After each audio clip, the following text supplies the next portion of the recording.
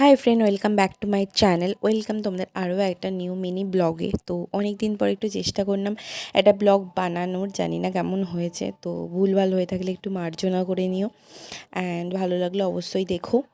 তো আমি দেখো সকালবেলা উঠে মানে সারাদিন যা যা করলাম একটু টুকটাক দেখালাম তোমাদেরকে। তো সকালবেলা ঘুম থেকে উঠে আগে বিছানা টিছানা ঝেড়ে নিলাম, দেন একটুখানি পরিষ্কার করছিলাম ঘরদোর, মানে একটু শোকেস টোকেস, আমি যেটা করি না একদমই, বাট তাও একটু আধটা মানে চেষ্টা করছিলাম করার।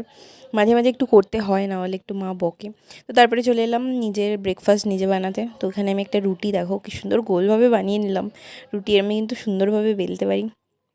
তো রুটি বানিয়েছি, কী বানিয়েছি আমি জানি না। রুটির মধ্যে সমস্ত কিছু দিয়েছিলাম, এর মধ্যে চিকেন না, এর মধ্যে ডিম, এগ, পনির সব কিছু দিয়ে একটা যাই হোক রোল টাইপের বানিয়েছিলাম।